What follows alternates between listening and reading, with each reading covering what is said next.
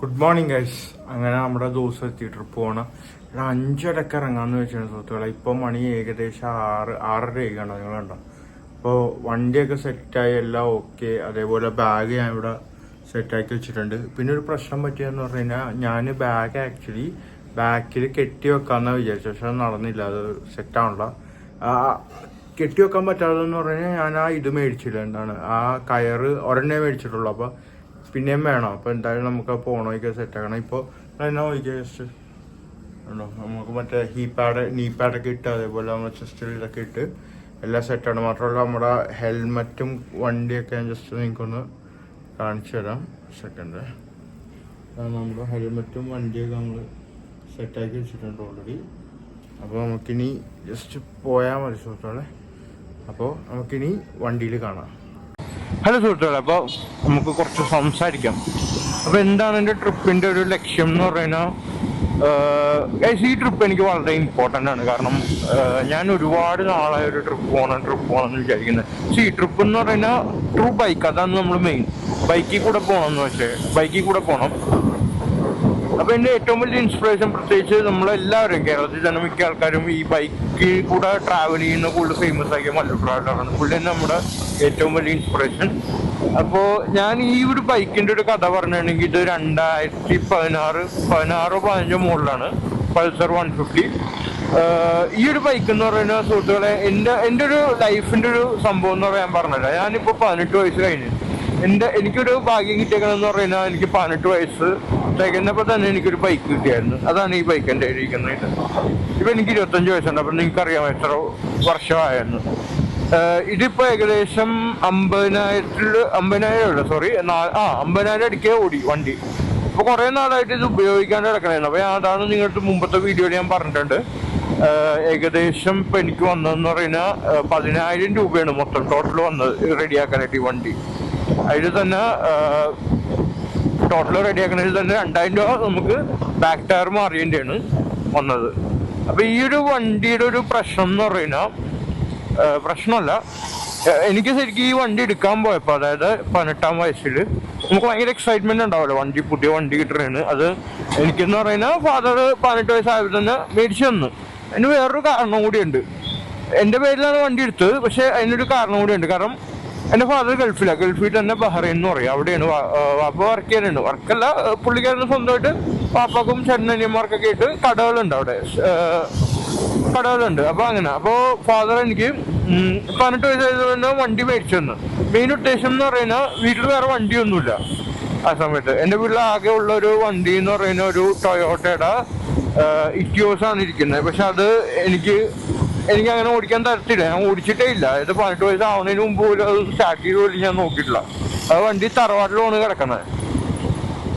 അപ്പോൾ ഈ ഒരു വണ്ടി എടുക്കാനുള്ള ഒരു കാരണം എന്ന് പറയാൻ ഞാൻ പറഞ്ഞില്ലേ, അപ്പോൾ മമ്മിക്ക് കുറച്ചും കൂടി എളുപ്പമാണ് ഈ വണ്ടിയിൽ കയറാനായിട്ട്. മമ്മിക്ക് അത്യാവശ്യം തടിയൊക്കെ ഉണ്ട്, അപ്പോൾ കൊണ്ടുവിടാനും കാര്യങ്ങളൊക്കെ എളുപ്പമാണ്. അപ്പോൾ ആ ഒരു പർപ്പസും കൂടി ആയിട്ടാണ് ഈ വണ്ടി മേടിച്ചത്.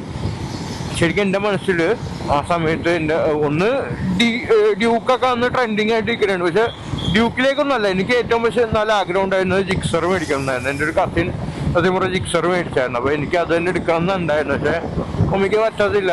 അങ്ങനെയാണ് 150 എടുത്തത്. പിന്നെ ഈ വണ്ടി എടുത്ത് കുറേ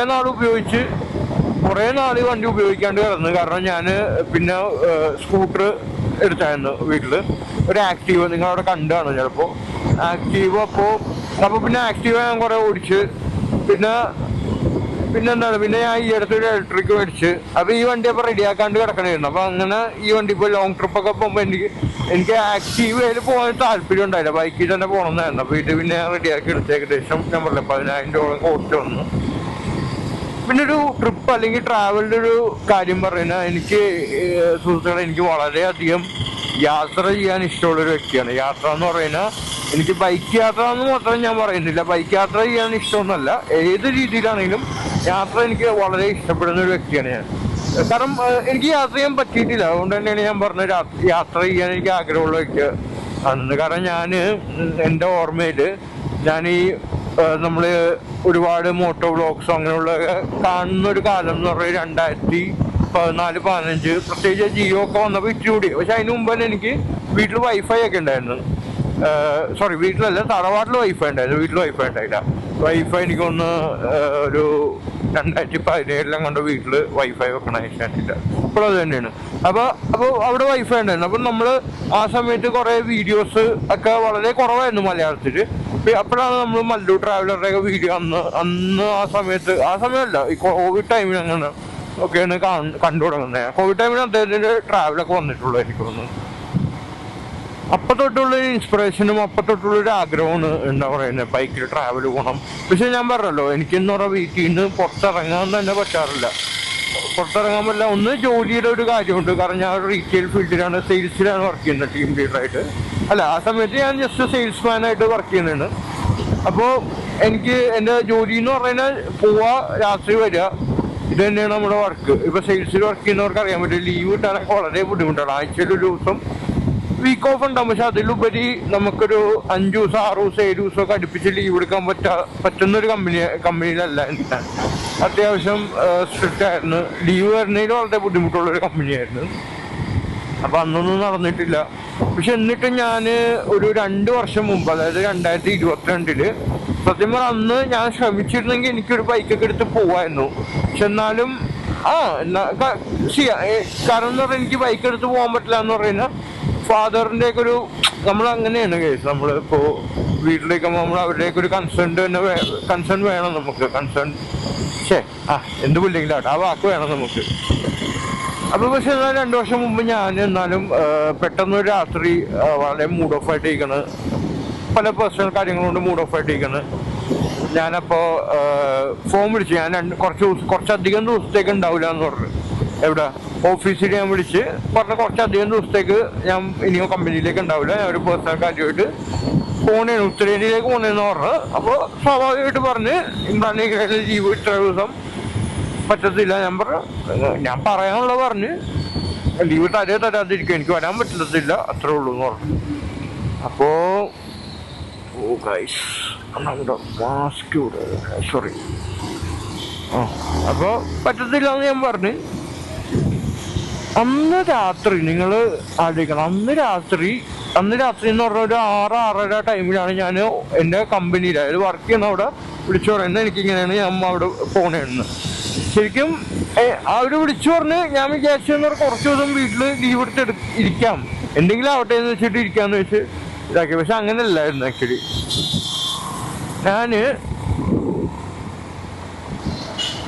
കുറച്ചധികം ദിവസം അപ്പോൾ ലീവ് പറഞ്ഞ് വെച്ച്, എന്നിട്ട് ഞാൻ ജസ്റ്റ് വെറുതെ ഒന്ന് നമ്മുടെ മണാലി ഇതൊക്കെ യൂട്യൂബിലും അതേപോലെ ഗൂഗിളിലൊക്കെ അടിച്ചു നോക്കി.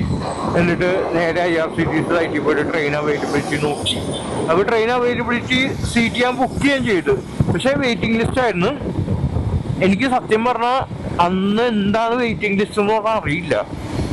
അതിന് മുമ്പൊക്കെ ഞാൻ ട്രെയിൻ യാത്ര ചെയ്തിട്ടുണ്ടെങ്കിലും ഞാൻ ടിക്കറ്റ് ഒന്നും ബുക്ക് ചെയ്ത് പോയിട്ടില്ല. എനിക്കില്ല, അറിവില്ല. പക്ഷേ വെയിറ്റിംഗ് ലിസ്റ്റ് എനിക്ക് അറിയാൻ പാടില്ല എന്താ സംഭവം. വെയിറ്റിംഗ് ലിസ്റ്റ് പിന്നെ അടിച്ചു നോക്കിയപ്പോൾ ചിലപ്പോൾ കിട്ടും ചിലപ്പോൾ കിട്ടും, അങ്ങനെ കണ്ടാണ് ഗൂഗിളിൽ കാണിച്ചത് ഈ ടിക്കറ്റിൻ്റെ കാര്യം.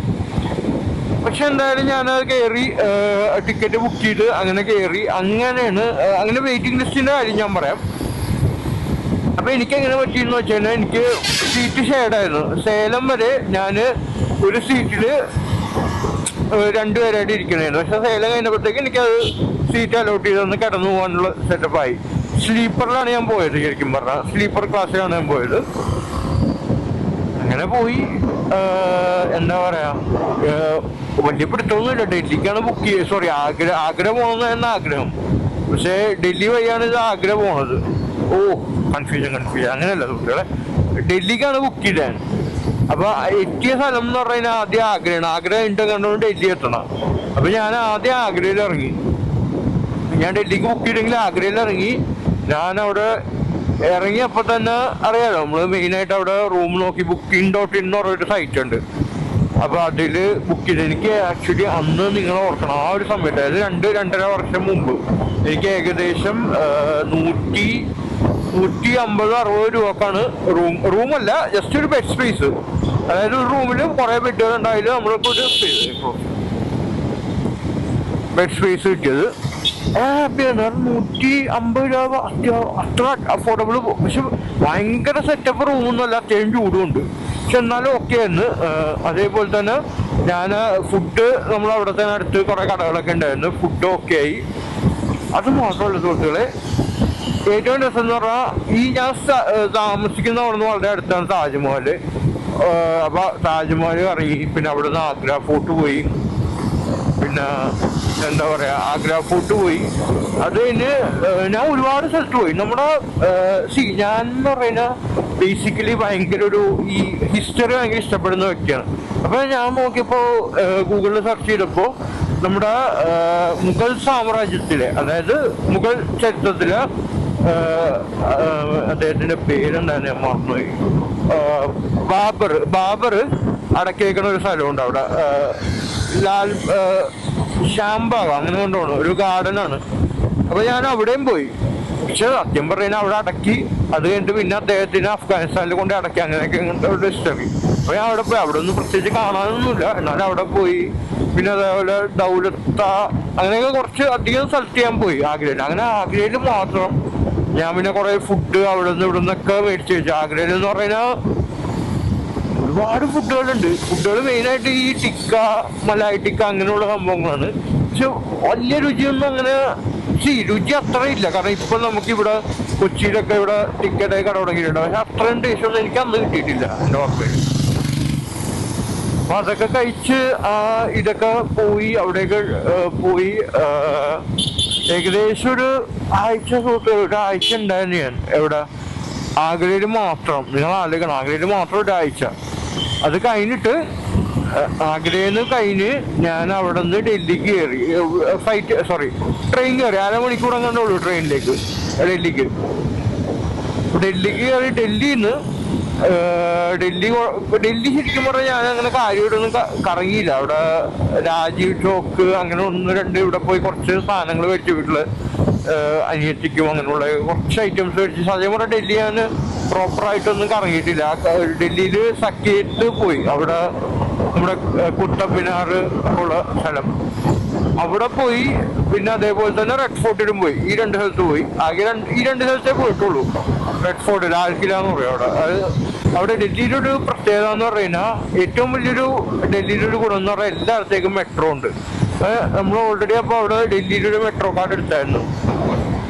അങ്ങനെ ഡൽഹി മൊത്തം ചുറ്റിക്കറങ്ങി ഞാൻ. എന്നിട്ട് ഇത് നമുക്കിതെല്ലാം ഫോൺ കൂടെ തന്നെ ചെയ്യാം. അതായത് മെട്രോ ടിക്കറ്റ് മെട്രോ പിടിക്കാൻ മാത്രം നമുക്ക് അല്ല, അതിന്റെ കാർഡ് എടുക്കാൻ ഇവിടെ പോവാം, മെട്രോ സ്റ്റേഷനിൽ പോവാം. അതേപോലെ ഞാൻ ഉദ്ദേശിച്ച സ്റ്റേ ഒക്കെ നമുക്ക് booking.in നമുക്ക് വളരെ എളുപ്പത്തിൽ, അത് പേയ്മെന്റ് നിങ്ങൾ ഇത് ചെയ്യരുത്, പേയ്മെന്റ് ചെയ്യാൻ പറ്റില്ല, പേയ്മെന്റ് ചെക്കിന്റെ അവിടെ തന്നെ ചെയ്യണം. അപ്പൊ അത് വളരെ ഈസി ആയിട്ട് ചെയ്യാം എല്ലാ കാര്യങ്ങളും. അങ്ങനെ booking.in അവിടെ നിന്ന് കുൽദീപ് ഫ്രണ്ട്സ് ഹോസ്റ്റൽ എന്നൊക്കെ പറഞ്ഞാൽ അന്ന് എനിക്ക് ഏകദേശം, പക്ഷെ ഡൽഹിയിൽ എനിക്ക് അത്യാവശ്യം കോസ്റ്റായി. ഒരു ദിവസം 300 രൂപ പെർ ഡേ, 300 വെച്ചായിരുന്നു ബെഡ് സ്പേസ്. അതായത് ഡോർമെട്രി ഉണ്ടോ, മറ്റൊരിതും നമ്മൾ ആഗ്രയിലും ഡോർമെട്രി തന്നെയായിരുന്നു. പക്ഷെ ഇവിടെ എന്ന് പറഞ്ഞാൽ ഇവിടെ 300 രൂപ ഉണ്ടെങ്കിലും നമുക്ക് അതിനനുസരിച്ചുള്ള ഇത്തിരി കൂടി ബെറ്റർ ആയിരുന്നു. അതായത് ആഗ്രയെ സംബന്ധിച്ച് അത്യാവശ്യം നല്ല ബെറ്റർ ആയിരുന്നു. ഫാന് അതേ നോർമലായിട്ട് കോമൺ ആയിട്ടൊരു ഫാൻ ഉണ്ടാവും. അതല്ലാണ്ട് നമ്മൾ ആ ഒരു എന്താ ബെഡിന്റെ സൈഡിലായിട്ടൊരു ചെറിയൊരു എന്താ പറയാ, ഈ വണ്ടിയിലൊക്കെ കാണുന്ന ചെറിയ ഫാനുണ്ട്.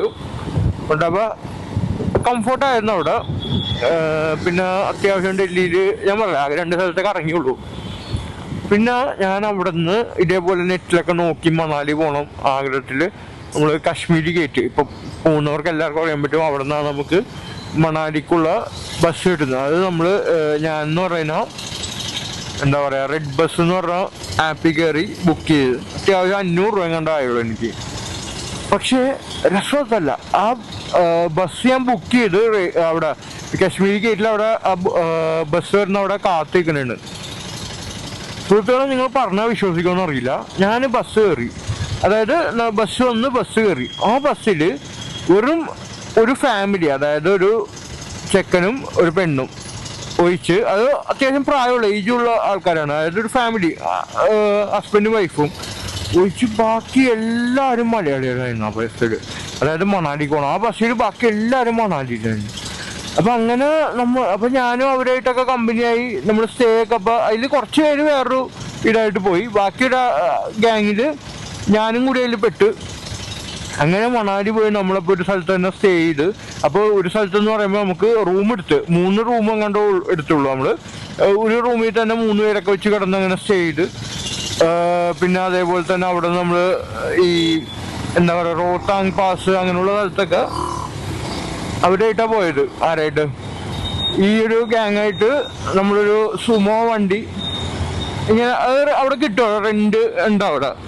അപ്പോൾ ഇത്രയും പേരൊക്കെ ആയിട്ട് നമ്മൾ പോയി അത്യാവശ്യം എൻജോയ് ചെയ്തു. സത്യം പറഞ്ഞാൽ അത് എനിക്ക് ഭയങ്കര വലിയൊരു എക്സ്പീരിയൻസ് ആയിരുന്നു. അതേപോലെ അവിടെ കുറേ ടെമ്പിളിലൊക്കെ പോയി നമ്മൾ മണാലിയിൽ.